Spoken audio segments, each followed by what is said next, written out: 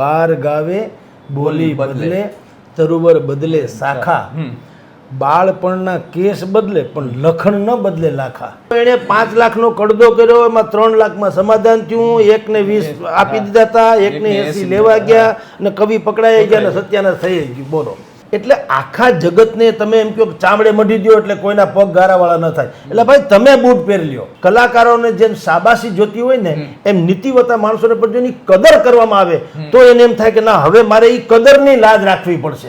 બાપુના ગાદલા હેઠેથી દારૂ મૂકી દો તમે તો કોઈ દી પોલીસ એમ ન કે બાપુ આ રવાડે કેદી ચડી ગયા, અહીંયા કોણે મૂક્યું એ તપાસ થાય, આ ગુસ્તાખી કોણે કરી, એવી એની ક્રેડિટ છે બાપુની.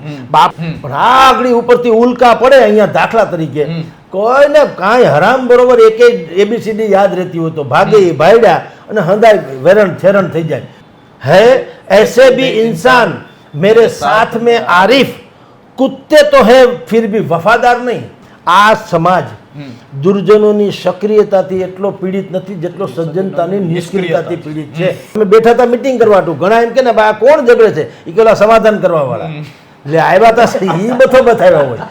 ભીતર બીજું બહાર બીજું, તે તો ઉજળું કપટ કીધું, દંભ કરી ભોળાજનને છેતરવાનું બાનું લીધું. ટીઆરપી અગ્નિકાંડની અગ્નિ અનેક ભ્રષ્ટ અધિકારીઓને દજાડી રહી છે, છતાં પણ જે અધિકારીઓ છે તે પોતાનો ભ્રષ્ટાચાર છોડવાનું નામ નથી લેતા અને એક પછી એક ભ્રષ્ટાચાર છે તે સામે આવી રહ્યા છે. અને રાજકોટમાં જે છે ચીફ ફાયર ઓફિસર એ બી મારું છે, હજી 43 દિવસ થયા હતા અને તેઓ જે ડ્યુટી પર હતા અને તેઓ લાંચ લેતા પકડાઈ ગયા છે. અને જે કહી શકાય કે હજુ પણ જે અધિકારીઓ છે તે પોતાનો જે રંગ છે તે છોડવાનું નામ નથી લેતા અને ચર્ચાઓ જોર પકડ્યું છે. ત્યારે ચર્ચાને લઈને વાત કરવા માટે આપણી સાથે વરિષ્ઠ પત્રકાર જગદીશ મહેતા સર જોડાઈ ચૂક્યા છે, તો આવો તેમની સાથે જ સીધી વાત કરીએ વાત ગુજરાતી પર. સર, સૌપ્રથમ તો વાત ગુજરાતીમાં આપનું ખૂબ ખૂબ સ્વાગત છે. સર, શું કહેશો કે હજી તો આપણે જોઈએ કે અગ્નિકાંડના જે ગણતરીના દિવસો થયા છે, પરિવારો છે ત્યાંથી હજી પણ ચીસો સંભળાય છે, મૂંગા ડુસકાઓ સંભળાય છે અને અધિકારીઓ છે તે પોતાનો રંગ નથી બદલી રહ્યા, જે લાંચ લેવાનું છે તે હજી જે સામે આવી રહ્યું છે. સર, આ કઈ પરાકાષ્ઠા છે? જુઓ મિત્ર, એક ગુજરાતીની બહુ જાણીતી પંક્તિ છે, બધા જ ને ખબર હોય તેવી, બાર ગાવે બોલી બદલે, તરુવર બદલે શાખા, બાળપણના કેસ બદલે પણ લખણ ન બદલે લાખા. એ પંક્તિને અનુરૂપ આ પ્રકૃતિ છે. જુઓ, વિકૃતિની પણ પ્રકૃતિ જુઓ, નહીતર વિકૃતિ એવું હોય છે કે તમને સડનલી કંઈક તમારા મગજમાં આવે ને તમે કંઈક આચરી બેસો કૃત્ય, એ જુદી ઘટના છે. પણ પ્રકૃતિગત જે વિકૃતિ જે છે એમાં અનિલ મારુ જેવા લોકો, એમાં એના દાખલા છે, જીવંત દાખલા છે. બને છે શું કે જુઓ, આપણું મૂળ ખામી પહેલાથી શરૂ કરીને તમને આજ સુધી લઈ આવો. બેઝિકલી એવું છે કે કૂવામાં હોય તો હવેડામાં આવે. આ તો પહેલી વાત છે. હવે કૂવો જ ખાલી છે તો હવેડો ક્યાંથી ભરવાનો? નૈતિકતા જે છે એ ઉપરથી આવવાની જોઈએ હંમેશા. નેતૃત્વ તમારું જે છે, જે કોઈ નેતૃત્વ કરતું, જુઓ કોઈ પણ એક આખું દળ કટક હોય, એક બહુ મોટો રાજા હતો, સૈનિક, સુરવીર, અને એનો એક માણસ એની સાથેનો સલાહકાર, 2 જણા હતા. સામેથી 1 લાખ લોકોનું દળ કટક હાલ્યું આવે. એટલે ઓલાએ કીધું સૈનિકને, રાજાને, કે તમે મહાન યોદ્ધા છુઓ પણ 1 લાખ લોકો આવે છે, શું કરશું? તો ઓલાએ કીધું કે લાખ તો આપણે છે, આપણે તો બરોબર ગણાય. કે ભાઈ આપણે લાખ ક્યાં છીએ, આપણે તો 2 જ છીએ. કે ના ના ના ના, તારું સમજણ નથી. જો તું 1 અને 9,999 કે 90,999 હું, કારણ કે હું એ માણસમાં જ એને એટલું બોલ્યો કે બાકીની જે તું 1 છો એ માની લે, પણ 99,999 જેવો તો હું છું. આપણે થઈ ગયા લાખ. એવી રીતે જે સત્તાઓ પર છે, જે શાસન કરતા છે, વહીવટ કરતા છે, જેના હાથમાં સત્તા છે, આ બધા જ લોકો જો ઈ પ્રમાણિક હોય તો આવા જે સાગઠિયાથી માંડીને મારું સુધીને આખે આપણી વંશાવળી છે એ કાઢવી ન પડે. પણ થાય છે કેવું કે આ એક સરકારી નોકરી, એ એક એવી વ્યવસ્થા છે કે એમાં સજ્જનો જે છે એ પીડાય છે ને દુર્જનો છે એ તો આવો પકડાય ત્યારે, બાકી તો એ લીલા લહેર જ કરે છે. અને એ બધા જ ને ખબર છે કે આપણું કાંઈ વાળ વાંકો થવાનો નથી. હું ને તમે જે શબ્દ સાંભળીએ છીએ કે સસ્પેન્ડ કે બરતરફ કે બદલી, કે એનો શું ફેર પડે સાહેબ? બદલી હોય, ધારો કે મેં અત્યારે અહીંયા ભ્રષ્ટાચાર કર્યો અને મને તમે જુનાગઢમાં નાખી દો તો ક્યાં ઓલા આનંદી કાગડા જેવું જ્યાં હોય ત્યાં મજા કે જુનાગઢમાં એ જ હોય ત્યાં હું બીજા મારા શિકાર ગોતી લઉં. તમે કલ્પના કરો રાજકોટ મહાનગરપાલિકામાં આ ટીઆરપી કાંડ થયું પછીથી મહાનગરપાલિકાના 5 ફાયર ડિપાર્ટમેન્ટ જે છે એના 3, પોલીસના 4 ને મકાન અને માર્ગ વિભાગના 2 થઈને 14 રત્નો જે કહેવાય ને 14 રત્નો તો જેલમાં છે અત્યારે. એમાં આ ભાઈએ વળી પાછું એક બોણી કરી વધારે કચંજા કાળા નાગે. હજી 29મી જૂને તો ભાઈ શપથ લે છે અહીંયા. અને પેલા કે ઈ આવ્યા ત્યારે કોંગ્રેસના એક યુવા નેતાએ મીડિયાને પણ કીધું તું ને પ્રેસ નોટ કરી મુખ્યમંત્રીને જાણ કરી હતી કે ભાઈ જે ભાઈ આવે છે એ નેરો દાગદાર માણસ છે, સાગઠિયાને હારો કહેવાવે એવો ગઠિયો છે, માટે તમે એને અહીંયા મૂકતા નહીં અથવા તો મૂકશો તો હેરાન થશો. આવું આગોતરું. અને એ કોંગ્રેસનો એક યુવા નેતા જો કહી શકતો હોય, એની પાસે જો માહિતી હોય તો આ બીજા બધા પાસે તંત્ર પાસે ન હોય એવું માનવાનું કારણ નથી. પણ સાગઠિયા પણ જે રીતે મિલી ભગત વાળી આઈટમ હતી એવો જ આ ભાઈ છે. કારણ કે અહીંયા તંત્રને એવો માણસ જોતો હતો કે જે આપણા કયું કરે, આપણી વિરુદ્ધમાં ન જાય. આ દેશમાં અને ગુજરાત રાજ્યમાં પ્રમાણિક લોકોની કે અધિકારીઓની કે કર્મચારીઓની પણ તાણે નથી, પણ જે લોકો આવા છે પ્રમાણિક નિષ્ઠાવાન એ બધાને કોરાણે. કારણ કે એ તો કોઈનું સકારે નહીં. નિષ્ઠા પ્રમાણિકતા તો એનો એમ રાખે.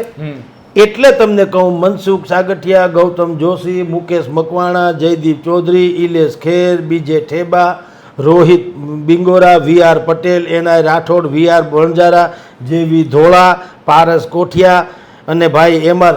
અત્યારે જે પધાર્યા છે એ પણ સમજી ગયો. આખી હરોળ જે છે અત્યારે રાજકોટની જેલમાં છે. મને લાગે જેલમાં છે ને કોર્પોરેશનનો સેલ બનાવવો પડે એમ છે સ્પેશિયલ, કે એમાં આ બધા પાપી લોકો ભેગા થઈને રે અને એનો મેળપ કરે. રાજકોટ શહેર અને આખા જિલ્લામાં તમને કહું છેલ્લા 1.5 વર્ષમાં ક્લાસ 1 કક્ષાના કહી શકાય એવા 10 લોકો એસીબીમાં સપડાઈ ચૂક્યા છે. ક્લાસ 1 બોલો, જેનો પગાર 5-6 આંકડામાં હોય છે. આવું બનવા પાછળનું કારણ જે છે દોસ્ત એ એવું છે કે તંત્રમાં કોઈ પણ પ્રકારની શરમય નથી રહી. જુઓ, પેલા તંત્રમાં નબળાઈ, કાનૂનમાં છટકબારી, આવી બધી વાતો તો આવતી હતી, પણ નૈતિકતા નામની એક ચીજ હોય છે. જો નૈતિકતાથી તમે કામ કરો તો તમને કેટલીક અડચણો છે એ દૂર થઈ જાય, આપોઆપ દૂર થઈ જાય. આપણે અનેકો વખત ઉદાહરણો આપીએ છીએ કે કોઈ એક સતીશ વર્મા, ખાખી લુગડા તો બધાય પહેરે છે ને, એક સતીશ વર્મા શું આવે છે તો સમૂચા રાજકોટમાં આપોઆપ મેસેજ પાસ થઈ જાય છે, માઉથ ટુ માઉથ, કે હવે તમારા દારૂના દેશી દારૂના અડ્ડા બંધ કરી દો, સતીશ વર્મા આવ્યા છે. તમે કલ્પના કરો, ખાખી જ લુગડું છે, એ જ માણસ છે, બીજું કશું જ નથી. ડીસીપી સતીશ વર્મા. આજે એની શપથ લેવી પડે, તમારે સમ ખાવા પડે, તમારે સલામ માનવી પડે. એક સ્ટેટ મોનિટરિંગ સેલ, એક વ્યક્તિ માનવ આખું 25-30 નું છે, નિર્લિપ્ત રોય 25-30 જણા જ છે, પણ એક નિર્લિપ્ત રોય છે આખા રાજ્યમાં ડંકો વાગે છે એના નામનો. આખી ગુજરાતની 6.5 કરોડની જનતાને તમે એમ કહો કે પ્રમાણિક નામ આપો, તમે સતીશ નિર્લિપ્ત રોયનું નામ આપવું પડે. હવે આ કેવું કહેવાય? એક હસમુખ પટેલ જે અત્યારે ગૌણ ઓલામાં છે તે, હવે એની નિષ્ઠા પરાકાષ્ઠા પણ તમે જાણો છો. સુખદેવસિંહ ઝાલા એક કોન્સ્ટેબલ હતા, કેવળ કોન્સ્ટેબલ. જો નૈતિકતા શું બતાવે છે, કેટલાક ડીસીપી કે સીપી ના સરનામા ભૂસાઈ ગયા ને સહદેવજી ઝાલા, જે સુખદેવસિંહ ઝાલા, આજે લોકો અજરા અમરની જેમ લોકોને યાદ કરે છે. હવે એ ગાયત્રી પરિવારમાં જોઈન્ટ થઈ ગયા છે, સાધુ બાબા જેવું જીવન વિતાવે છે દ્વારકા પંથકમાં. પણ કોન્સ્ટેબલ કે પીઆઈ જેવી કક્ષા હતી સુખદેવસિંહ ઝાલા, પણ શપથ લેવી પડે તમારે, એની ચરણ રોજ લેવી પડે, માથે મૂકવી પડે. આટલી નિષ્ઠા. તો નૈતિકતાની એક તાકાત હોય છે, અને એ તાકાત જે છે એ કોઈ પણ કાયદા કાનૂનને અડચણ બનવા ન દે. અહીંયા અનિલ મારું આવ્યા કચ્છમાંથી, આવતા વેત તો મેં કીધું એમ કે પહેલાં તો તમને અહીં મૂકવામાં શું કામ આવ્યા એ તો તંત્રએ કહેવું જોઈએ ને કે ભાઈ આ સાગઠિયા ભાઈએ લગભગ હંધુ સત્યાનાશ કરી નાખ્યું છે ને વાળી ચોળીને લઈ ગયા છે. એ સાગઠિયાને જગ્યાએ તને મૂકવામાં આવ્યા છે, એટલે પહેલી વાત તો તારી જવાબદારી એ છે કે લોકોમાં એવો અહેસાસ કરાવવો કે ના, હવે કંઈક પરિવર્તન આવી રહ્યું છે. એને બદલે આ પણ એ જ આઈટમ નીકળી. તમે સમજી લો, હજી 29 જ દિવસ થયા આમ જુઓ તો ત્યાં તો એણે 5 લાખનો કડદો કર્યો, એમાં 3 લાખમાં સમાધાન થયું, 1,20 આપી દીધા હતા, 1,80 લેવા ગયા અને કવિ પકડાઈ ગયા અને સત્યાનાશ થઈ ગયું. બોલો. અને આનું આખું ખાનદાન, આ જેટલા લોકો જાહેર જીવનમાં કે સરકારી કર્મચારીઓમાં છે એ પણ આપણે જોયું. કાલે બધાએ ડિબેટમાં અમે બોલ્યા છીએ અને છાપામાં આવ્યું છે કે એના ભાઈ ને ભાભીની લોકો જે છે એ ચૂંટાયેલી પાંખમાં આવેલા છે, એ એક આબાદ કૌભાંડમાં ખરડાયેલા છે. કોઈ લાંચ આપવાય તૈયાર થાય છે ત્યારે એમ કે લેવા તૈયાર થાય છે ને, એક એનો મુદ્દો છે કે કોઈ આપે છે ત્યારે લે છે ને. પણ હું એના જવાબમાં એમ કહું છું કે ખેર માણસોને તો એનું કામ થવું જોઈએ. તમે છાશ વારે દૂધમાંથી પોરા કાઢો એમ કોઈ ભૂલ કાઢ્યા જ કરો તો એ જે તે વ્યક્તિ હોય એને બિચારાને આગળ વધવું કે નહીં. તમે જેન્યુન કિસ્સામાં કંઈક કહો તો સમજી શકાય, પણ હવે હું મારા મકાનની ભીતરમાં ને ભીતરમાં એક દિવાલ ચડીને નાનો બાથરૂમ બનાવું, તમે એમ કહો કે આ ખોટું છે, જે બહાર કોઈને નડવાનો નથી, તો એમાં ક્યાં તમારે કંઈ મરી જવાનો વખત આવે. પણ એમાંય તમે જો અટકચાળો કરો તો પછી મારે લાંચ આપવી જ પડે ને. એટલે આખા જગતને તમે એમ કહો ચામડે મઢી દો એટલે કોઈના પગ ગારાવાળા ન થાય. એટલે ભાઈ તમે બૂટ પહેરી લ્યો, આખું જગત ચામડે ન મઢાય. તમે બૂટ પહેરી લ્યો એટલે દખલ મટે એમ. તો જે બૂટ પહેરવાની વાત મેં કરી છે એવી જ વાત છે તંત્ર વાહકોની, કે તમને રાખ્યા શું કરવા? 5-6 આંકડાનો પગાર તમને આપીએ છીએ, શું કરવા આપીએ છીએ? કે તમે એક એવી ધાક બેસાડી દો કે કોઈ ભ્રષ્ટાચારનું નામ ન લે. આ આરબ અમીરાતથી માંડીને યુએઈના જે રાષ્ટ્રો છે ત્યાં જે શરિયા કાનૂન હાલે છે, આપણે ભલે બાકી બધી ટીકા કરીએ પણ કાનૂનની ધાક જુઓ સાહેબ, કે મોહમ્મદ પૈગંબર સાહેબનું ત્યાં મક્કા મદીના તમે દર્શન કરતા સુટકેસ લઈને જાઓ, રોડ ઉપર સુટકેસ મૂકીને દર્શન કરીને 6 કિલોમીટરથી તમે પાછા આવો, એ સુટકેસમાં મજાલ છે કોઈ હાથે અડીને જાય? સીસીટીવી નહીં, એ કાયદો સીસીટીવી જેવો છે. ખબર પડે કે તમે આ સુટકેસમાં હાથ અડાડ્યો છે, જ્યારે કે તમારે આ સુટકેસ કંઈ લેવા દેવા નથી, એટલે તમે હાથ અડાડો તમારા હાથ કાપી નાખે. એને તમે જંગલી કાયદો કહો તો જંગલી, અને જે કહો તે, પણ ઓન ધ સ્પોટ ન્યાય મળે. એટલે આખા વિસ્તારમાં તમે જુઓ બધા રૂલ્સને ફોલો કરે, કોઈ ગુસ્તાખી નથી કરતું તોડવાનું. એટલે અહીંયા જે છે ખબર જ છે કે તંત્રમાં કાંઈ થવાનું છે નહીં. વધીને તમે બદલી, વધીને તમારું સસ્પેન્શન તો મેં આપણે હજારો વખત કીધું છે કે હરામનો પગાર 6 મહિના ઘરે ખાવ વળી પાછા આવતા રહ્યો એટલે મંડો કટકટાવવા. આનાથી વિશેષ કાંઈ છે નહીં. એટલે કોઈ શું કામ આમાં ડરે એમ સમજી લ્યો. એક બહુ સરસ પંક્તિ છે તમારી જાણ ખાતર, એ છે આરિફ નામના એક કવિની. એ થોડીક ટર્ફ પણ છે, પણ એ આવા લોકો માટે છે કે ભાઈ અમે બધું જ તમને મદદ કરીએ છીએ તો તમે શું કામ પ્રજાની હિતમાં નથી કામ કરતા? એ સેન્સમાં લેવાનું છે, ગાળાગાળી સેન્સમાં નહીં. એણે એમ કીધું કે તલવે તો મેરે ચાટતે રહેતે હૈ બરાબર, એટલે આ પગાર ભથ્થા તો લે જ છે. તલવે તો મેરે ચાટતે રહેતે હૈ બરાબર પર મેરી હિમાયત કો વો તૈયાર નહીં. નાગરિકોનો અધિકાર પ્રત્યેને કઈ લેવા દેવા નથી. મેરે તલવે તો ચાટતે રહેતે હૈ બરાબર પર મેરી હિમાયત કો વો તૈયાર નહીં. અને હવે શબ્દ છેલ્લી પંક્તિનો આવે છે, એ ખતરનાક છે. માની લ્યો કે હે ऐसे भी इंसान मेरे साथ में आरिफ, है ऐसे भी इंसान मेरे साथ में आरिफ, कुत्ते तो है फिर भी वफादार नहीं. આ છે વાત. કોઈ એમ કે અમને તમને કૂદતા કીધા, આ તો વર્ણાનું પ્રાસ છે.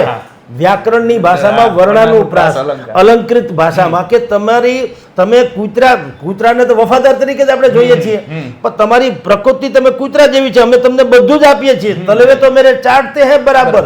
તમે પગારે લ્યો છો, ભથ્થા લ્યો છો, મોજ મજા કરો છો, સરકારી બધી જ વાતો લે છો, પણ પર મેરી હિમાયત કો તૈયાર નહીં. અરે ભાઈ, નાગરિકોના અધિકાર પ્રત્યે તમે કાં તૈયાર નથી?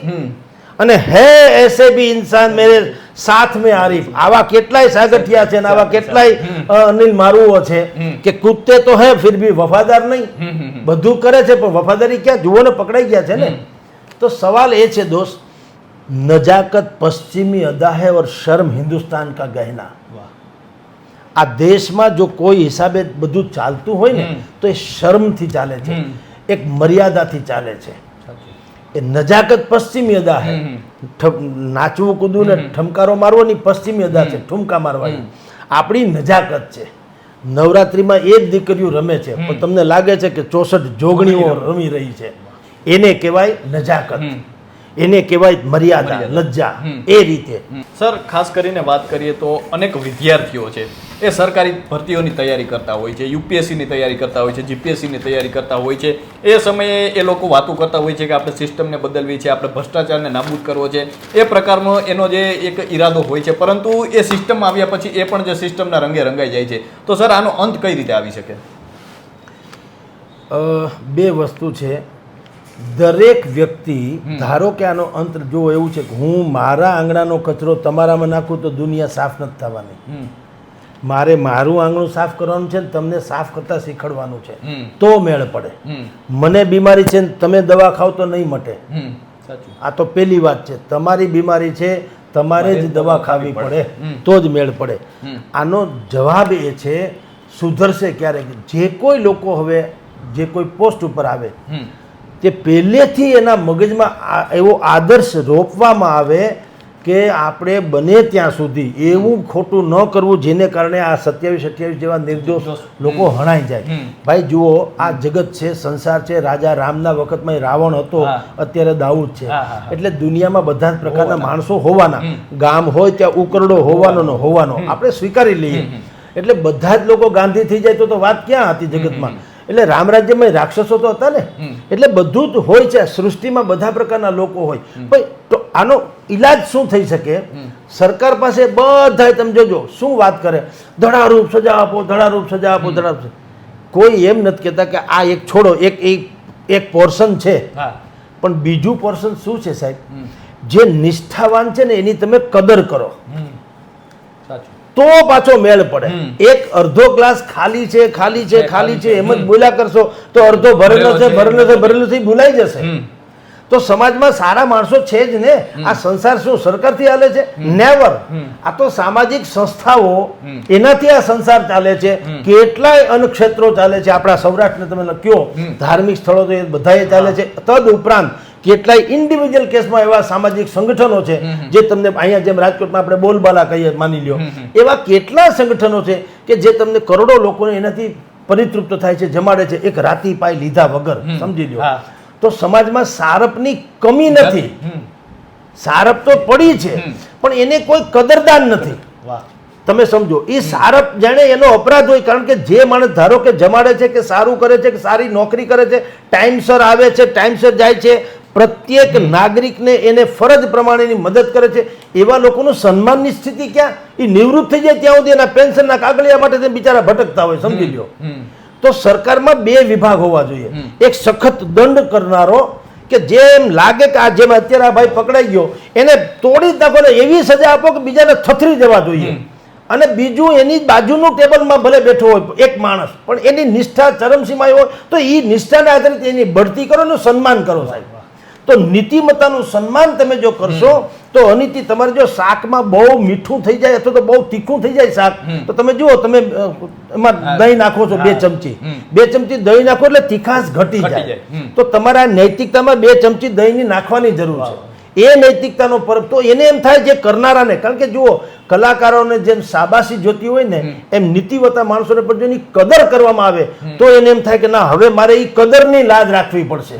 તમે જુઓ, આપણે ઘણી વખત કહીએ છીએ કે મોટા માણસો તમે જુઓ ને નથી કરતા, અમુક મર્યાદા પાળે છે.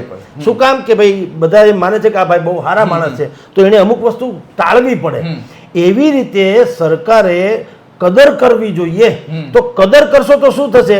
ધારો કે એક્સ મારી ટેબલની બાજુમાં એક્સ ભાઈ બેઠો છે, હું અહીંયા બેઠો છું, હું ભ્રષ્ટાચારી છું, ખતરનાક છું, બધી રીતે છું, તો મને દંડ એવો આપવામાં આવે કે આસપાસમાં એટલું ચક્રાવે ચડી જાય લોકો કે ભાઈ તો ભગવાન બચાવે.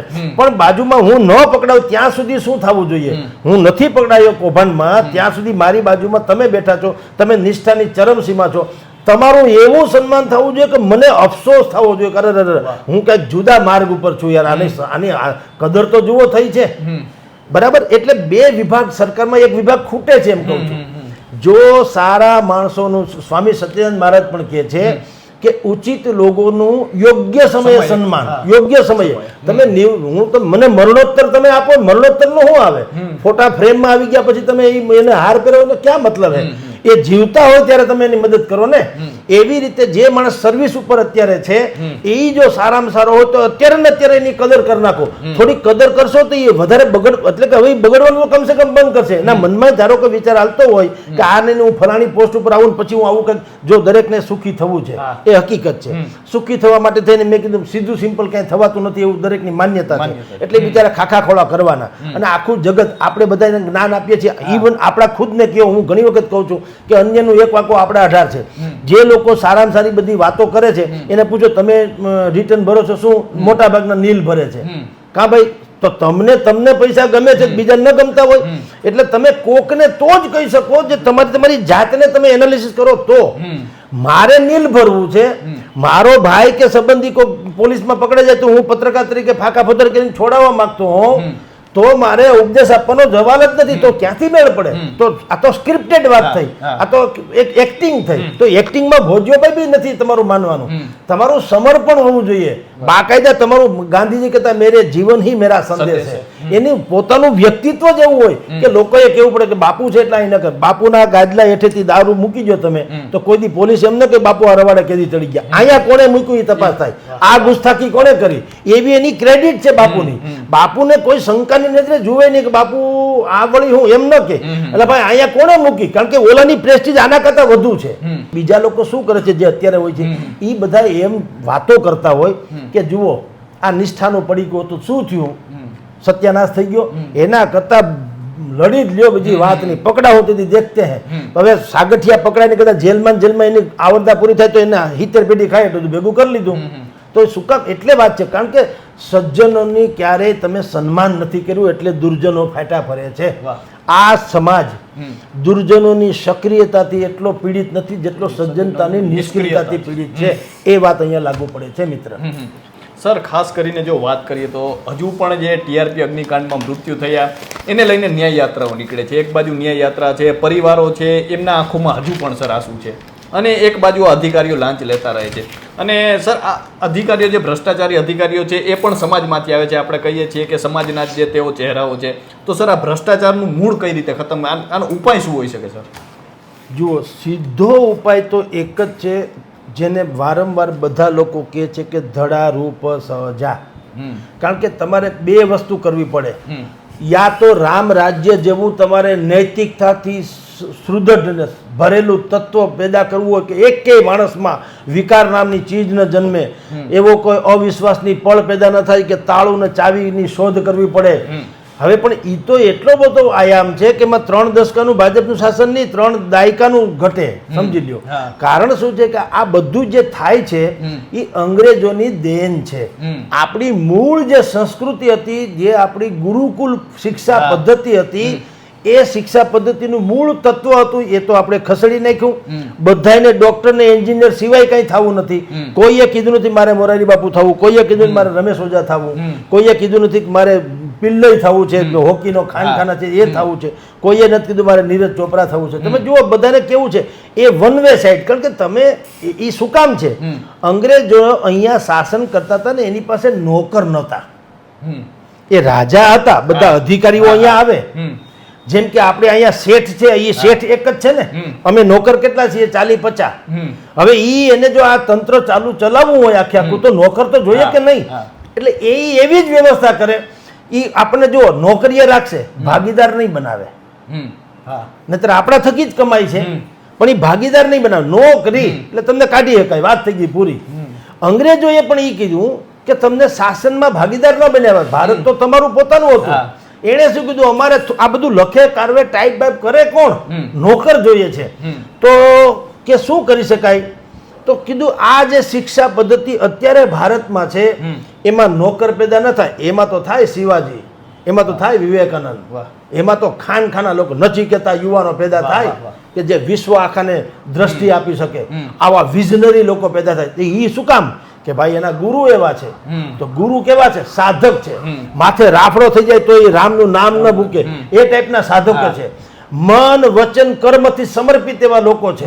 તો એ લોકોને કારણે એનું પોતાનો એટલો ઓરા છે ને તપ છે કે એ તપસ્વીને કારણે તમારા આશીષ ખાલી મેળવી લે તો પણ એની પાસેથી કોઈ ધનુર્ધર નીકળે અને કોઈ સેવાભાવી નીકળે, કોઈ દાનવીર નીકળે કર્ણ જેવો, કોઈ મહાવીર યોદ્ધો નીકળે, કોઈ જેને કહેવાય સંયમનો શ્રેષ્ઠ મહાવીર સ્વામી જેવા નીકળે, ટૂંકમાં દિગંતો જ નીકળે. તો ઓલાએ કીધું તો આપણો મેળ તો પડશે નહીં, આપણે તો ગાડરિયા પ્રવાહ જેવા નોકરવાળા માણસો જોઈએ છે. એટલે નિકોલસ જે કહેવાય છે આપણે બધું જાણીએ છીએ. એટલે ઇન શોર્ટ કહું કે એ લોકોએ આખી શિક્ષા પદ્ધતિ બદલાવી નાખી, જેથી કરીને હું ને તમે આપણે અત્યારે જોઈ રહ્યા છે 10મું 12મું ભણનારા લોકોને તમે પૂછો, લગભગ ને ડ્રાફ્ટ કઢાવતા નથી આવડતું, ચેક કઢાવતા નથી આવડતું. ભણી લીધા હોય પણ તમે એને પૂછો કે ડ્રાફ્ટ ને ચેક તો હે કરશે, રેર ઓફ ધી રેર કેસમાં આવડશે. તો સવાલ એ છે કે આપણી શિક્ષા પદ્ધતિ એવી ગાડરિયા પ્રવાહ જેવી કરી, ક્યાં ગયા હતા તો ક્યાંય નહીં એવી શિક્ષા પદ્ધતિ છે. એને કારણે શું થાય છે કે કૌવત વગરના લોકો ને પછી બાકી ઘટતું એ બધું આપણી જે વ્યવસ્થા છે એ પ્રકારે કે તમને કૌશલ આધારિત પદ નથી મળતું. તમને તમારી જાત, ધર્મ, પ્રદેશ, તમારી વ્યવસ્થા, વર્ણ વ્યવસ્થા એ આધારે મળે છે. એટલે મૂળ આનું જે છે તમે કહે ને કે ભાઈ આનો અંત શું આવે.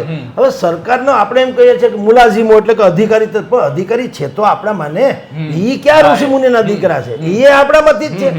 તમે જુઓ આખો ઘાણવો આમ જ તો હાલે છે બધાય, પીડિતો પણ અને શોષિતો પણ, એ બધા એક જ ઓલામાં છે. ક્યાંય બતાવે કોઈ નૈતિકતા વાળો, સિવાય કે હવે જન્મજાત કોક એવો નીકળે તો મેળ પડે. જન્મજાત જેને કહેવાય, આ સતીશ વર્મા મેં આપને કીધા તેમ કે એવો છે, જુલિયટ રિબેરો છે કે તમે એક માણસ તમે જુઓ તો આખા પંજાબમાં કે શાંતિ સ્થાપી દે, આતંકવાદને ખતમ કરી દે એક જ વ્યક્તિ. એવું નથી. એવું ગિલ સાહેબ હતા. તો અહીંયા ગુજરાતમાં શાંત નહોતું થતું, ગોધરા કાંડ પછી તો બલજીત ગિલ, તેઓ ગિલ સાહેબને બોલાવવામાં આવ્યા ને એને શાંતિ સ્થાપી દીધી. નથી એવું કશું જ નથી હોતું. છે જગતમાં હીરલા પડ્યા છે, પણ એ લોકોને સાઈડ ટ્રેકમાં મૂકવામાં આવ્યા, કારણ કે એ તો સમાધાન કરે નહીં, ખાસ કરીને સિદ્ધાંતો સાથે તો ક્યારેય ન કરે, અને એમાં તંત્રવાહકોને હાલે એમ નથી.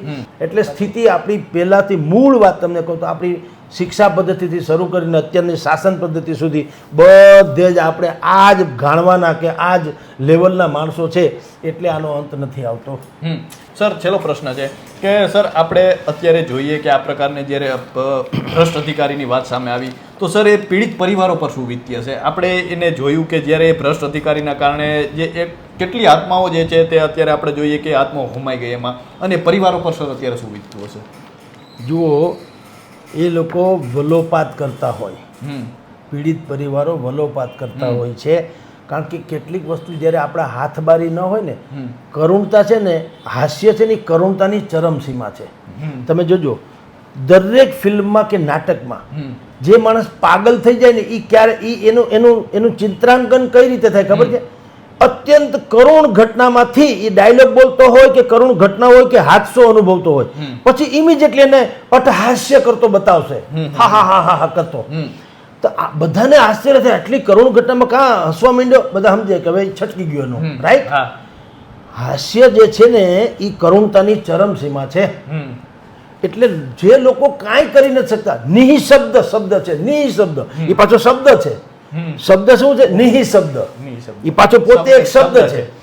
તમને એમ લાગે કે દાખલા તરીકે આપણે અત્યારે બેઠા ને ભૂકંપ થાય, હવે આપણે ગમે તેટલા સારામાં સારા ડિઝાસ્ટર મેનેજમેન્ટના માસ્ટર હોઈએ, પણ આગળ ઉપરથી ઉલ્કા પડે અહીંયા દાખલા તરીકે, કોઈને કાંઈ હરામ બરોબર એક ABCD યાદ રહેતી હોય તો ભાગે ભાઈડ્યા અને હંધાય વેરણ છેરણ થઈ જાય અને બધા થઈ જાય ગાય જાવ ડાઘિયા. તમારે છે ને તમારા ચહેરો ફાટી નીકળે, તમે જોઈ રહ્યો પાગલપનની જેમ જોઈ રહ્યો આ શું થયું. તમે બેઠા હતા મિટિંગ કરવાટું, ઘણા એમ કે ને આ કોણ ઝઘડે છે, એ પેલા સમાધાન કરવા વાળા એટલે આવ્યા હતા એ બધો બતાવ્યા હોય. એવી સ્થિતિ છે કે જે લોકો આના પીડિતો છે સાહેબ, એ લોકો જુએ છે કે આ કરોડો રૂપિયા ખાઈ જાય છે, આનું કંઈ થતું નથી, અમારો કેસ હાલે છે, અમારી કોઈ સુનતા નથી, વિપક્ષ હોબાળો કરે છે, એનું કોઈ સંભળાતું નથી, અમે ખુદ બેઠા છીએ, અમને કોઈ પૂછનાર નથી. તો કરવું શું સાહેબ? એને એમ લાગે અમારો વાંક શું? આઠે પ્રહર, આજે એક છે ને જલન માત્રી અને બહેતરીન શેર છે, આઠે પ્રહર ગરીબો પર બેસુમાર કેમ, અને પડતી રહે છે આફતો પરવર દિગાર કેમ, અને ઈમાન વેચનારા રહે છે આરામથી ખુદા, ઈમાન વેચનારા રહે છે આરામથી ખુદા, અને ખાતો રહે છે ઠોકરો ઈમાનદાર કેમ. એને એમ થાય છે કે આ અમે ઈમાનદારી જે કરીએ છીએ અમારે ઠોકરો જ ખાતી રહેવાની, અને આ ઈમાનના વેચનારાઓ તો બધા લહેર કરે છે, એટલે એને વલોપાત કહેવાય. નિઃશબ્દતાપણું, વલોપાત, નિઃશબ્દતાપણું, છાતી કૂટવી, જીવન આપણું દોજક છે એવું માની લેવું, હે કુદરત આ અમારા ભાગમાં હશે એવું માની લેવું, કારણ કે એના હાથની બાજી નથી એવું એને લાગે છે. ખરેખર આ સ્થિતિ અત્યંત દયનીય છે અત્યારે લોકતાંત્રિક યુગમાં. મૂળ બધાયના રૂપમાં મેં આપને પહેલા કીધું તેમ કે શિક્ષા પદ્ધતિ અને નૈતિકતા એનો અભાવ છે, એટલે આ બધું જ સત્યાનાશ થઈ રહ્યું છે. સર આપનો કિંમતી સમય આપવા બદલ ખૂબ ખૂબ આભાર. તો આ હતા વરિષ્ઠ પત્રકાર જગદીશ મહેતા સર, અને સરે ખૂબ ખુલીને વાત કરીને સરે જે રીતે વાત કરી કે આ જે સાયકલ ચાલતી રહે છે તેને અટકાવવાનો એક જ ઉપાય છે, સજ્જનો અને જે સેવાનિષ્ઠ છે તેનું સન્માન કરો, અને જે દુર્જનો અને ભ્રષ્ટાચારીઓ છે તેને કડક સજા કરો. તો અત્યારે બસ આટલું જ. ફરી મળતા રહીશું વાત ગુજરાતી પર.